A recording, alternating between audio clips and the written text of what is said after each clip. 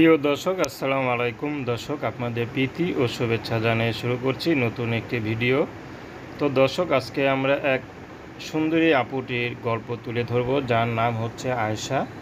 আয়েশার বিয়ে শাদী হয়নি, অভাবের সংসারে আয়েশার বিয়ে এখনও হচ্ছে না। আয়েশা এখন ইউটিউবে এসেছেন কারণ তার পরিবার অনেক তাকে নিয়ে চিন্তা করে যে কিভাবে আয়েশাকে বিয়ে দিবে, সেটা হচ্ছে না দেখে আয়েশা এখন বাধ্য হয়ে ইউটিউবে এসেছেন। আয়েশা কখনো চিন্তা করেনি যে ইউটিউবে এসে দাঁড়াবে বিয়ে শাদির জন্য। কারণ আয়েশার বাবা নেই, আয়েশার মা আছে, ছোট একটা ভাই আছে, একটা বোন আছে। তার মধ্যে তার ছোট বোনটি রোড অ্যাক্সিডেন্টে মারা গেছে। তো এতে আয়েশার মা খুব ব্রেন স্ট্রোক করে এখন বিছনায় পড়ে আছে। আয়েশায় কোনো মতে সংসার চালায়।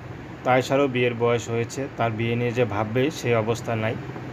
তো আয়েশা এখন চাচ্ছে যদি ভালো একজন মানুষ পায় যে সুখে দুঃখে তার পাশে থাকবে, তাকে বুঝবে, এমন একজন মানুষ যদি বিবাহিত হয় সমস্যা নেই, বা তার বয়স যদি বেশিও হয় তাতেও কোনো আপত্তি নেই।